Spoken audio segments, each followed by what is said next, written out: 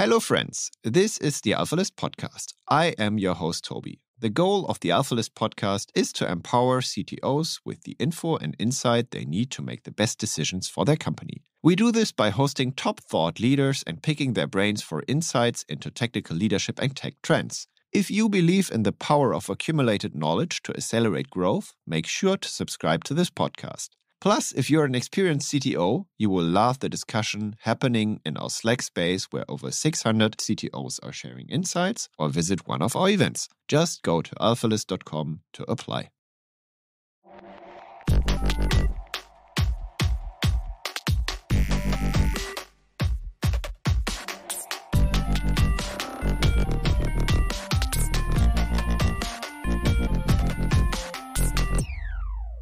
Welcome to the AlphaList podcast. I'm your host, Toby, and today with me is Andy Walker. And Andy is, quoting his LinkedIn profile, a fractional human right now. So he was working for Google and Skyscanner in high-level managerial positions and is now spending lots of time with his daughter and teaching robotics in school, is an author, a speaker. So, did I introduce you correctly, Andy? Yeah, that's a pretty good start. I'll settle for that. So, what do you do each day right now? I think I haven't really got a set schedule, to be honest. A lot of my life is obviously around school drop-offs and childcare, and I'm in the luxurious position to be able to choose to prioritize that, which is an absolute privilege. My little girl's nearly 6 years old. And then around that, it's whatever takes my fancy. So I'm still in the process of trying to write up all the things I learned in 30 years of making lots and lots of mistakes, both as an engineer and hopefully as some kind of manager. And occasionally do the odd bit of coaching or consulting if people I've worked with before want to bounce ideas off. So yeah, it's quite a happy place. A happy place. And today, well, so partly talking about kids, but we want to talk about your idea on autonomy and how autonomy should be lived. I mean, you went through quite a learning journey, I think, in quite big companies, and many companies try the autonomy game and many fail. What are your thoughts on autonomy and how it should be these days? So I think autonomy's important, but the term autonomy frequently gets misused around, people perceive it as don't tell me what to do. And the reality is nobody ever lives in a world of full autonomy. And we've taken it almost as an ideological point that people should be given freedom to do what they want. But we never have the adult conversation about how much autonomy people should have. And obviously, at one end of the scale, there is colossal micromanagement, which is not how you get the best out of people, by taking all their choices away. And at the other end of the scale is do whatever you want, which results in chaos. And so if you want to have meaningful autonomy, you kind of need to get to the point of saying what level of autonomy should people have in what situation. And it's actually quite funny because a lot of the roots we have with autonomy come from growing up. And being a parent now, I get to apply those skills across the other side with my little girl. And I was thinking about this after reading the question, and it's like choosing what to watch on television. So when your child learns to use the TV remote, which is a happy and terrifying day at the same time, there are a bunch of decisions they can make. So, for example, which episode of Octonauts should you watch is a decision which I would expect my daughter to have full autonomy over. Should she choose between watching Octonauts and Paw Patrol? Again, this is not a decision I should have any part of. Should she watch Aliens? Absolutely not, because I want her to sleep at some point in the next 10 years. Should she choose to watch TV all day? No, because there are better things in life than just watching television, although it's also quite nice to just sit in front of the TV and have some downtime. Should she watch Star Wars? Well, obviously my answer to that is yes, but she has no intention of ever watching it. So this is a situation where the decision I would take for her is one she wouldn't take herself, and she should still have agency over that. And at this point in her life, this is roughly this kind of scope of her world in terms of watching television. But as she grows up, she will take more and more autonomy of that situation as she learns to make better choices. And to the point where eventually I'll have no say over what she watches at all, which is inevitably what happens when your child outgrows your influence as a parent. And when we're talking about autonomy within companies, you should understand that you're trying to give the people the most autonomy they can handle at a given point in time, and that's going to change. So, for example, you come into a new job as a software engineer, and on day one, it's we need you to develop this payment system, which is going to work across 160 countries, and it's going to solve all of these criteria. That's not something you should give a new graduate full autonomy over, because the outcome of that is likely to be quite bad. And so what you're looking at saying is, how much autonomy can you handle right now? And how do we put you in a situation where the bits where you don't have autonomy over, you're learning from, so that your ability to tackle larger and more difficult things grows over time. And what tends to not happen with autonomy is we don't have that conversation. So when somebody feels that they don't have appropriate decision-making power, they turn around and say, you're not giving me autonomy, like it's necessarily a bad thing, rather than the better conversation of what level of autonomy should you have at this point in time, and how can we help you grow that level of autonomy? And you think it's like an individual thing that you define per person, or is it rather like you define as a company, hey, this is as Netflix does it, this is my paved road, and you can follow that. You could also decide to not follow it, and then like if you mess it up, you're fired. That's, I think, how Netflix handles that. Or is it like, how would you approach it? So you need to approach it at both the individual and collective level, and almost a hierarchy of collective levels as well. So within a particular team, so say you're in a 10-person team, you have a certain amount of freedom to act within the confines of that team. That team has a certain amount of freedom to act within the confines of the organization it's in. The organization it's in has a certain freedom to act within the confines of the company they're in. The company has a set of freedoms to act based upon what isn't legal. And at each point in that hierarchy, from the individual up to the fully collective company, there are differing degrees of freedom allowed. And it's quite natural to push at some of those degrees of freedom, because you want the tension to be coming both ways. Not just you have the scope to act, but if you feel you should have greater scope, we should have a conversation about it, so that we can either say, yes, but with this support required, or actually, maybe that's not the greatest idea right now. And a lot of the times where you have conversation about autonomy, particularly when you're doing the difficult thing as a leader to say, actually, whilst there's autonomy within this problem space, you cannot do that right now. And here are the reasons why. And when you are pushing it and you get additional scope and autonomy, it should again be a conscious conversation of, these are the decisions you have the ability to affect, and we're growing them to give you these additional responsibilities. This is why we believe it's appropriate at this time, and this is the support which we're going to provide from you, and what support do you need from us to be able to take this on? And with autonomy, that conversation is the thing which doesn't happen. And if you're looking at it within a company, then the hardest thing as you grow beyond a particular size is autonomy without alignment is chaos. And so the alignment piece around what problems are we trying to solve? How do we know what success looks like? Who do we need to work with in order to solve these problems? Becomes a more important conversation to have over the period of time. Mm. And again, you leave university and you're not really used to working in a group of people. You might have done some group exercises, but they're going to be quite limited.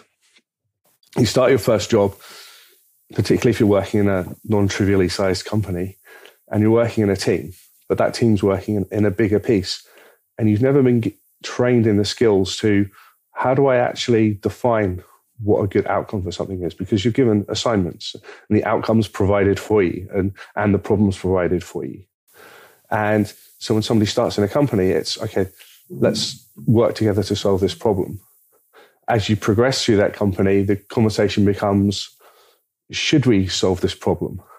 And then when you progress further still, the problem turns into, which problems should we be solving?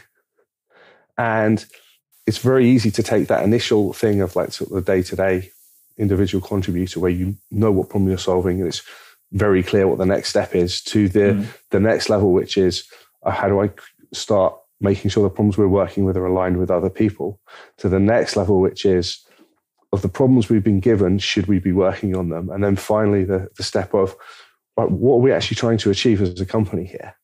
And each step in that journey is non-intuitive when you arrive at it for the first time, but you don't know that you'd have that gap in your processing because you've never experienced it before. And how do you think this can work in an effective way? Let's say we have a very large organization with smaller teams where like the team has like full autonomy on a certain piece of technology, on maybe a product. And you then have other teams like in the company, in a big matrix, you have, I don't know, marketing, you have people that maybe even take care of security, etc. What is from your perspective like the ideal setup for this to perform? So for you to actually align with other people, for teams to actually align with others. What's the setup you would take these days? I think it's an education thing. You've got to be teaching your people, particularly in leadership positions, that their set of responsibilities includes ensuring that the people in their teams are aligned with what the team's trying to do. That team is aligned with what the teams around them are trying to do. And that problem is aligned with the user problem you're trying to solve. And if any of those alignments are missing, then you're going to have a really bad time. And what tends to happen is we don't have those upfront conversations where we look at where the synergies might appear and how we can support each other and what we need from each other. And then at the end of the quarter, when everyone's panicking over their quarterly objectives, and I know you hate the word OKRs, then that's when those alignment conversations happen, because suddenly people need things from each other, or they discover that what they're doing is mutually exclusive with what another team is doing. And when you're pushing those conversations too late, they tend to happen at metaphorical gunpoint. And that's when you wind up with a lot of politics within your organization and a lot of bad feeling as a result of it. And so teaching people to have these conversations, making sure that the people in leadership positions have the skills to actually mediate those discussions and to do it in a way which is healthy and constructive and doesn't lead to residual poison within your organizations. Those are the key things. And if you don't have those skills, it doesn't matter what framework you use. Ultimately, if you look at any kind of project management or software engineering methodology, the framework itself is interesting from an intellectual perspective, but it's the people skills around actually implementing it, applying common sense, understanding why you're doing what you're doing, and doing it at scale with other human beings who may be motivated in a different way to you. Those are the things which determine whether you're going to be successful or not. Absolutely makes sense. It's from my perspective, it makes sense to at least know those instruments, right? To know the Spotify model and understand like what do I apply and how still like the understanding. Hey, I'm working with other human beings that maybe have other interests. Is maybe like the first step, right? Yeah, and I think this is where people in leadership positions can also bridge the gap, because if you're not going out and understanding what the teams in your organization and other organizations are doing, you can't act as the introductions agency to make sure that people who should be talking to each other are talking to each other. And it's a kind of that connective tissue, which doesn't happen organically in most cases, although you can start teaching your people to form those connections without you being the instigator of them. But in a management leadership position, you're the catalyst for it happening. And if it's not happening, if people don't, a simple 3-question smell test, which my old team would roll their eyes at this point if they're hearing it, is what problem are you working on? Or what problems do you need to solve here? How do we know they're important? Then how do you know you're making progress or have succeeded in those problems? So this is where if you can't actually measure what success looks like, then you're just doing things. And that's the chaos form of autonomy. And then the final one, which is very frequently overlooked, is who do you need to work with to get this done? And this might be, who do you need something from? It might be who are going to be making requests from you. So if you're in a team where you're getting a lot of inbound traffic from other teams, so if you're an infrastructure team, you have your own roadmap, but you've got to balance it with the fact that there are people who are dependent on you to deliver their roadmaps. So if you're not making those connections, you're going to have an even worse time because you've got a lot of inbound traffic. And so if a teams can't answer those questions, then they're never going to play nicely together in a team environment. And it's really just a smell test to say, is this even something that we're able to do? Makes sense. Still, as a company, I mean, you depend a lot on your leaders and that you trust your leaders, right? That's also okay. If you have that setup where like each of the team really believes in autonomy and being like an autonomous team, then sometimes they're like, especially the leaders are also hesitating to accept help from others, right? From other teams. Let's say you have your own marketing person in your team, and still you want that marketing person to collaborate with that marketing team. Then a good idea could also to introduce something like dotted lines, so that it's like kind of given in the organizational design and in the org chart that you get in other sparring partners. How do you see that? Like, does it make sense or? It can make sense from a perspective of formalizing that you should be talking to this person. But obviously, the more people you answer to, the harder it is to get anything done. And so the reality is the more interesting discussion is who should be the decision maker in this? Who's ultimately accountable for making this decision within the company? And one of my rules of thumb as whether I'm functioning as a leader was how many decisions do I have to make? And my goal is to never have to make a single decision. This is obviously a futile goal because that's never going to happen. But it makes me think about how do I push the decision to the lowest part of the hierarchy as possible so that the people closest to the work are able to have agency over what they're doing. And this should be business as usual. And in fact, if you're working on something and you're responsible for getting it done, you should have decision-making power over 99% of the things in front of you.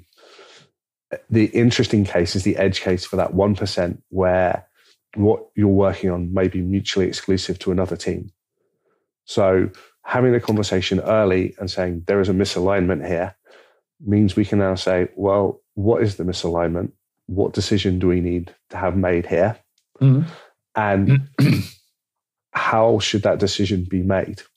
And obviously the first choice is the people should get in a room and talk about it and then come to a decision together.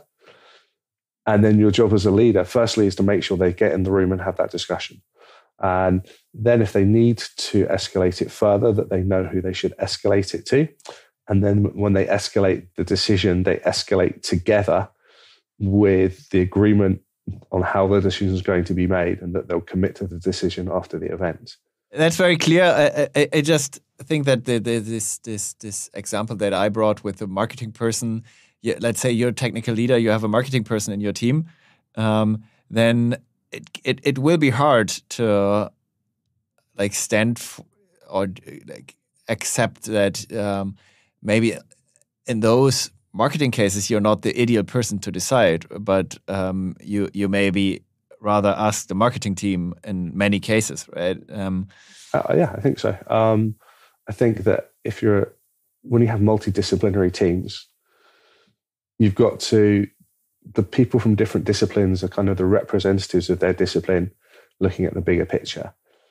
And they may, for example, if you have a UX designer and a data scientist and a back-end engineer and a front-end engineer and a mobile applications engineer, they're all going to have a different idea about what should happen. And that's a healthy thing. Then within the team, there should be the default decision-making process, which is if you're working on it, you get to decide. If you're working on it and it affects other people, then you need to get their buy-in to do it. And if you don't have their buy-in, then who should make the decision about whether or not you should do the thing? And then within the team, you kind of look at the product manager role as, and a lot of the cases should be to curate, these are the problems we should be working on, and to have a fairly large say in the prioritization of those problems. But at the same time, if you look at a product manager, they're going to be looking at what the features we're going to be developing. If you're looking at the tech lead, they're going to be looking at how much tech debt are we accruing in developing these features. And therefore, what amount of our time should we be devoting to actually keeping on top of it so that we don't stall our progress over time? I think there's a naturally healthy tension in there. And every time you add a new discipline into that within the team, you add an additional tension. And so if your team becomes wildly disciplinary, that there is no one-size-fits-all solution. You have to get people to talk about how they're working together and agree how to do things, and then provide healthy mechanisms for resolving disagreement if it exists. And a lot of that is, when one of the warning signs, when people come and say they want to be a manager, and you ask them, why do you want to be a manager? And a lot of the time they say, it's because I want the authority to make decisions, which is a proxy for I want to tell people what to do. And the reality is even though technically you have decision-making power with seniority, the more you use it, the less effective it becomes. So every time you make a decision that could have been made by the people closest to the work, or which people feel is imposed upon them, they stop thinking for themselves. They lose their intrinsic connection with what they're doing because it's not their thing anymore. It's them doing the thing you want them to do. And this is why micromanagement is such a terrible thing. And it's almost as you become a leader and the more senior you get, the more you have to take a step back from decisions, because otherwise you become the bottleneck for everything happening and nobody really is invested in what's happening because all paths lead to you. And you see that with a lot of scale-up companies where the CEO has been a really high contributing individual contributor. And as the company grows past a certain size, that's the way they solve problems. But it means that inevitably, because they're involved in everything that's happening goes to them. And at a certain point, there's not enough hours in the day anymore. And they're far enough divorced from the detail of all of the work that all of their teams are doing. They simply cannot continue to function that way.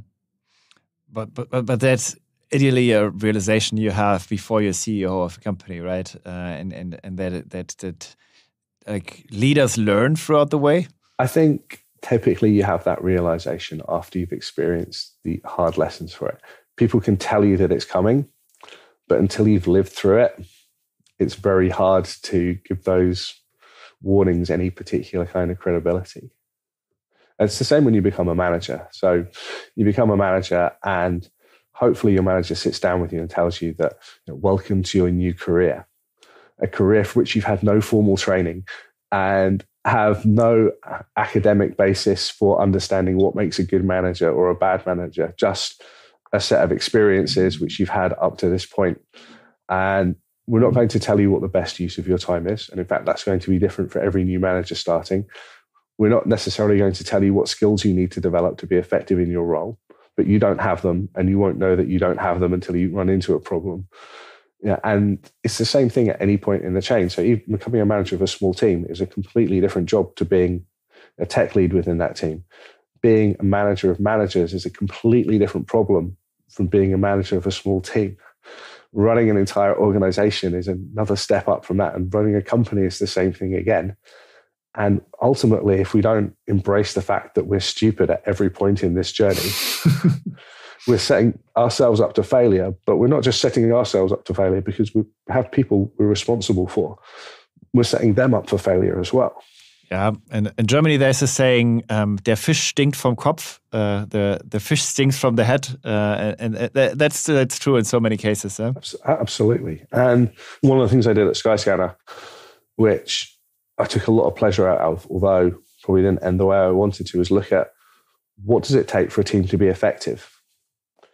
And often what we do is we look at the outputs of a team and we try and measure where their status is to say, is this team being effective? But we don't stop to go and ask the earlier question of, are the conditions in place where this is going to be a high-performing team? And I became fascinated with how I could start trying to debug that before the thing turned into a dumpster fire. And the more I looked through it, the more I realized that everything was my fault for the teams that I was responsible for. And I'd come out of looking at the team and saying, well, you're not aligned with other teams. But that's on me to make sure you're talking to the right people, introducing you to the right people and supporting you through things. It's not clear what problems you're working on. You don't have necessarily the skills required to deliver what you're doing. So you've got a team which is doing a lot of front-end work, but they don't have any UX designers. So what happens is, well, people start doing UX design because it needs to happen. But the difference between a software engineer coming up with a design for a screen and somebody who actually is competent at it is enormous. Okay, so obviously you're going to have a problem there. And you look at, look at the priorities of the team. So there's a thing called Eisenhower's matrix for urgent and important on the two axes. And like just plot everything you're doing in there. And if everything's in urgent and important, I guarantee your life is one daily firefighting hell, and you never get to work on the long-term things which actually make a difference. And when I started going through that, the people who were getting to-do lists from that were not the people in the teams. In some cases, weren't even the managers of those teams, but the people higher up in the organizations, which need to provide that environment for teams to be successful. And how are people motivated from your perspective? Maybe to form it a bit broader. The thing I always come back to is an amazing video on YouTube by Dan Pink about motivation. So search for YouTube, Dan Pink, RSA, and it talks about, it's from his book Drive. And he said, there are three things you need to be in place for people to be intrinsically motivated. That's it. They come in to work with a purpose. They take the initiative. They get things done. They really high performing. And those three things are autonomy, mastery, and purpose. So going back to our old friend autonomy here, is they need to feel in control over what they're doing. They need to feel that they have a say and that they have a voice in what they're doing. They need to feel ownership of it. They need to believe that what they're doing is the right thing to do. And again, if you're delegating decisions to the lowest point in the hierarchy, you're increasing the possibility that people are going to believe in what they're doing.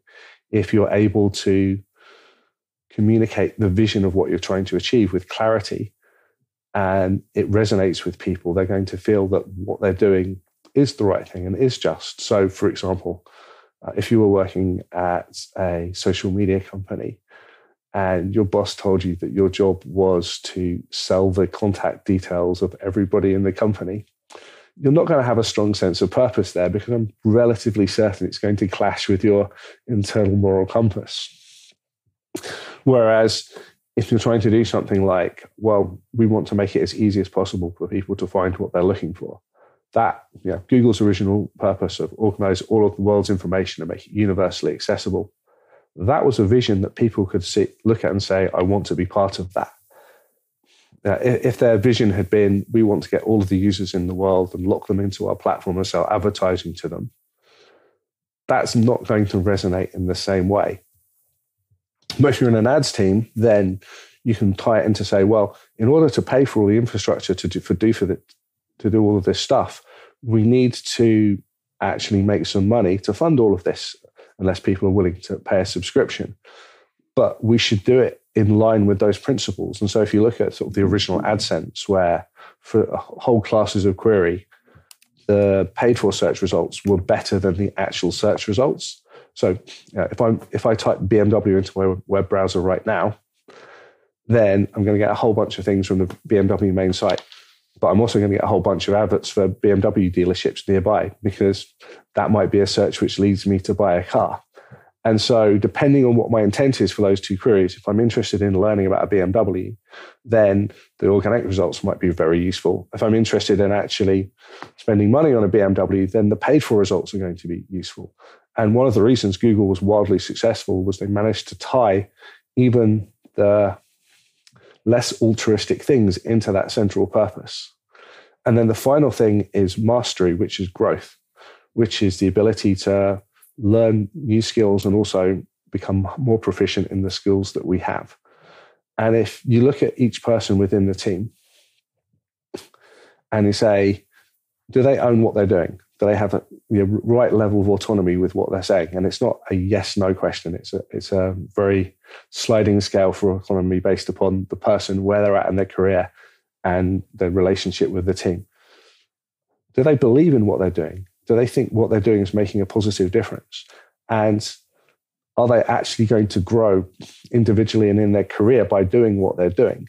And if the answer is no to any of those questions, that's something you should probably look into and do something about. And it's kind of, if you don't have that intrinsic motivation, people aren't going to be as effective. And my rough rule of thumb here is you're going to have, there is such a thing as a 10x person within your team that seems to operate on a completely different level. With those people, give them as much agency as possible, because they're the template you want everybody else to follow. Mm-hmm. For people who believe in what they're doing and have got the ability to grow, they're going to be about 3 times as effective as people who don't have the necessary requirements for intrinsic motivation.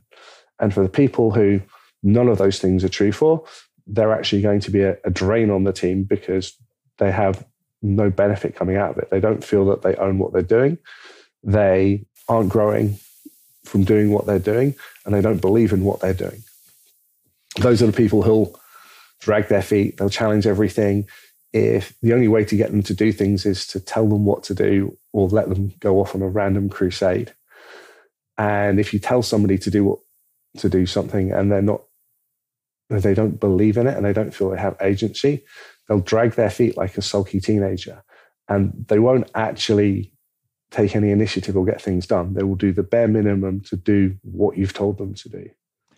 And what's the ideal team size so that those people can really drag the team along? What do you think? Like what happens when a team grows past Dunbar?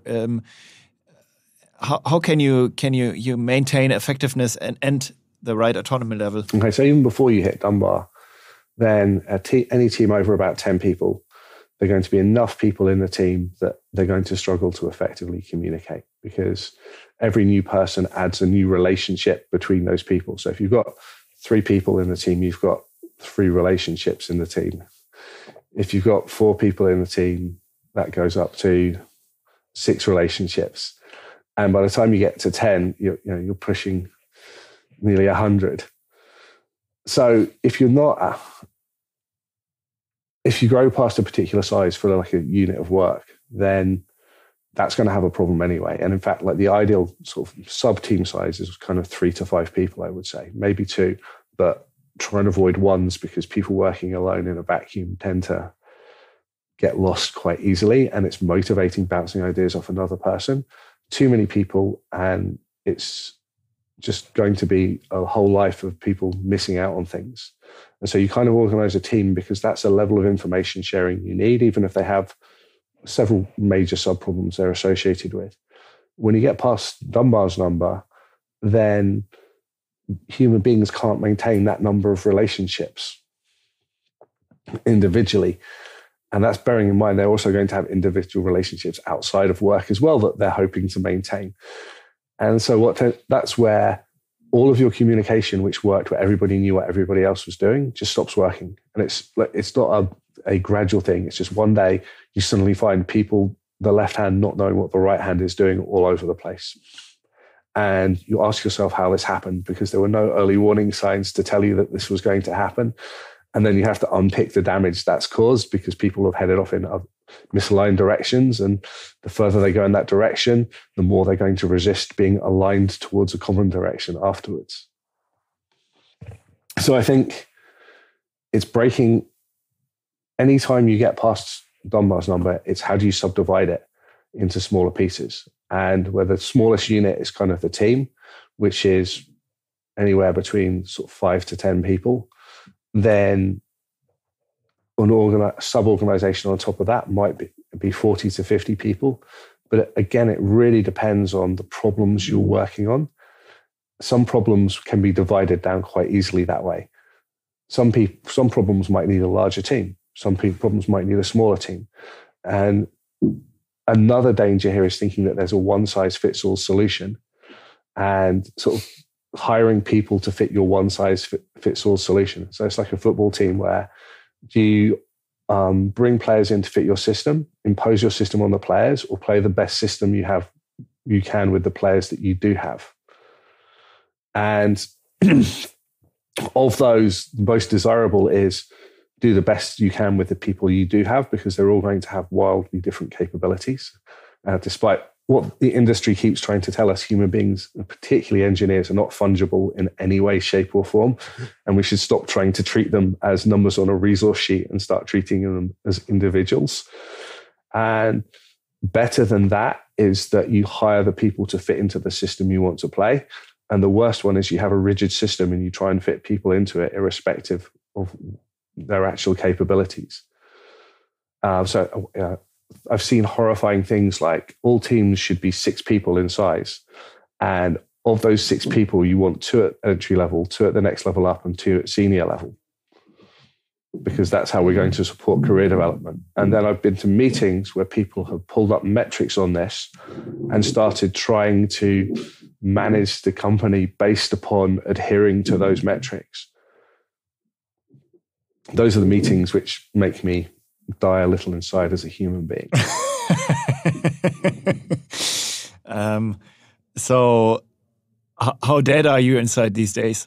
After 30 years in the industry, pretty dead.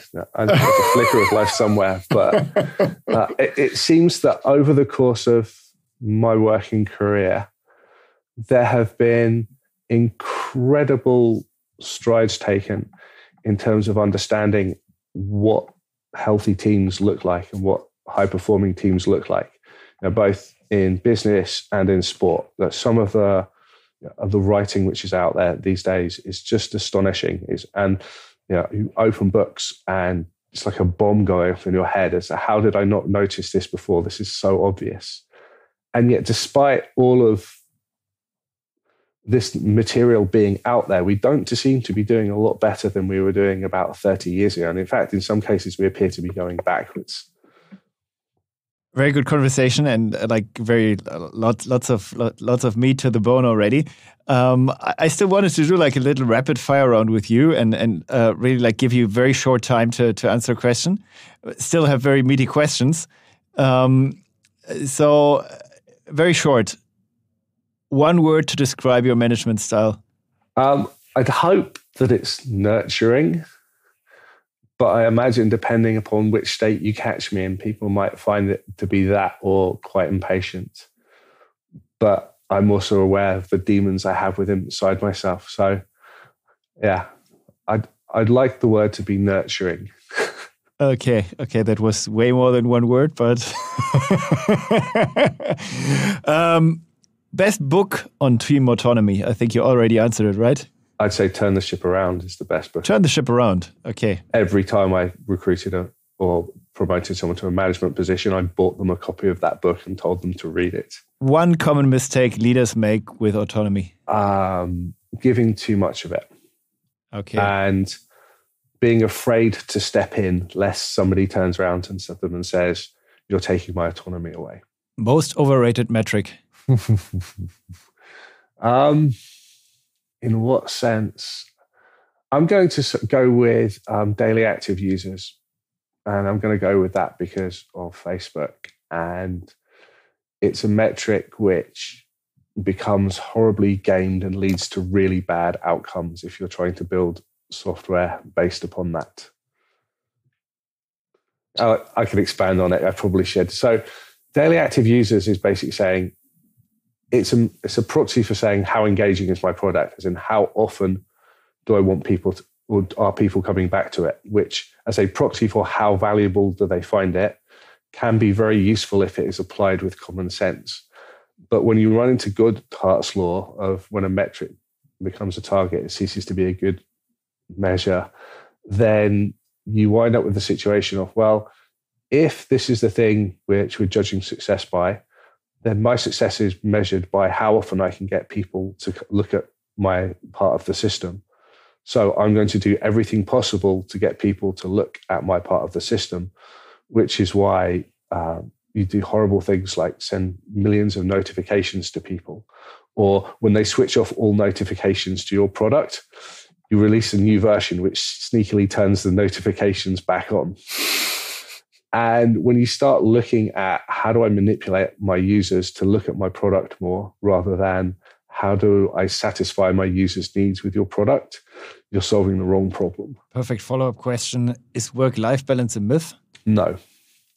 I think that you always have a choice who you're working for, and you have to choose what the most important uses of your time. And in fact, if you want a really powerful coaching conversation with somebody, ask them, what are the three most important things to you in your life? And then ask them, what are the three things you spend the most time on?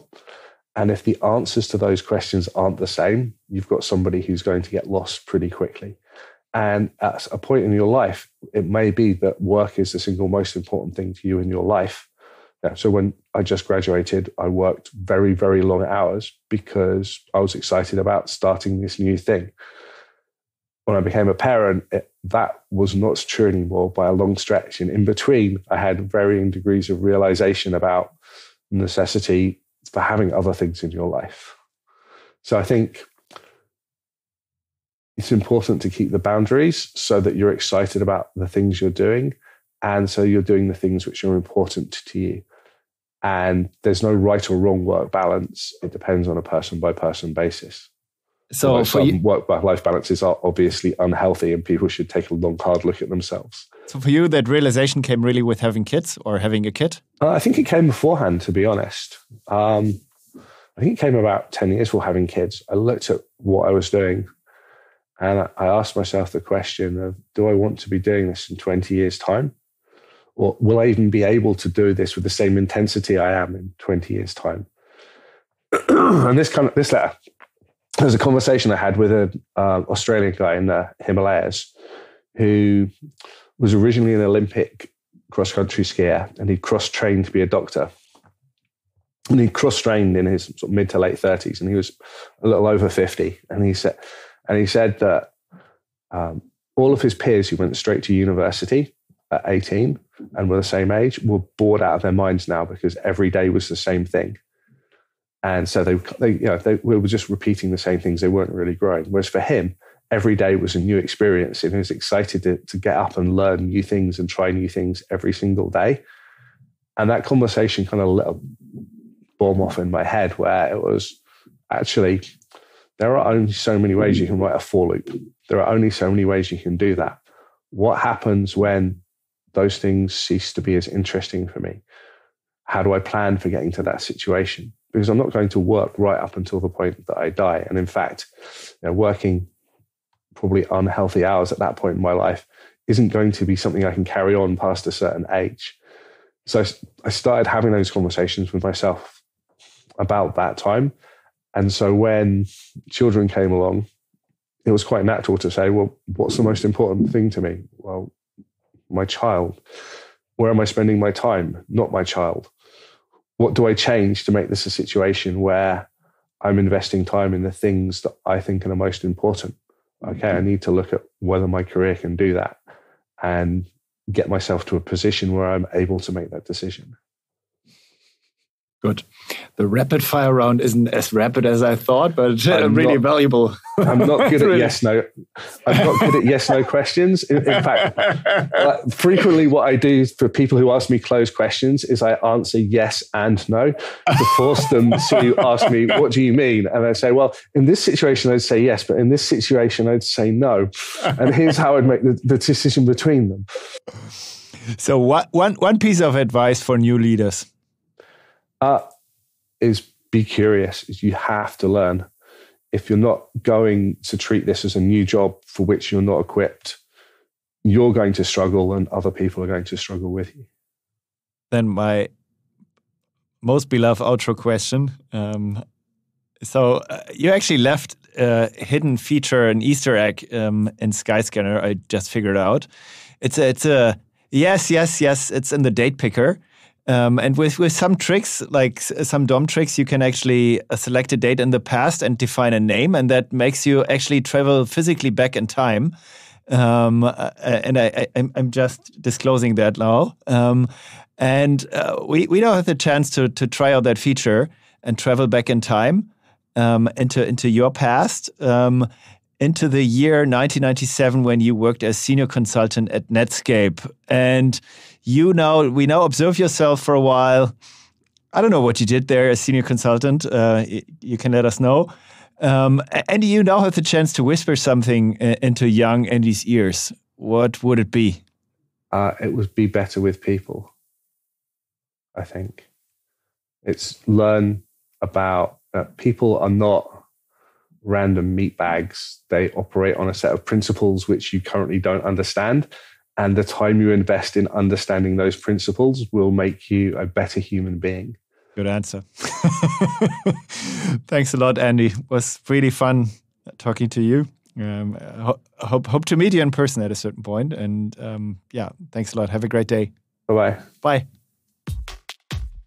Thank you for listening to the AlphaList podcast. If you like this episode, share it with friends. I'm sure they love it too. Make sure to subscribe so you can hear deep insights into technical leadership and technology trends as they become available. Also, please tell us if there is a topic you would like to hear more about or a technical leader whose brain you would like us to pick. AlphaList is all about helping CTOs getting access to the insights they need to make the best decisions for their company. Please send us suggestions to cto@alphalist.com. Send me a message on LinkedIn or Twitter. After all, the more knowledge we bring to CTOs, the more growth we see in tech. Or, as we say on AlphaList, accumulated knowledge to accelerate growth. See you in the next episode.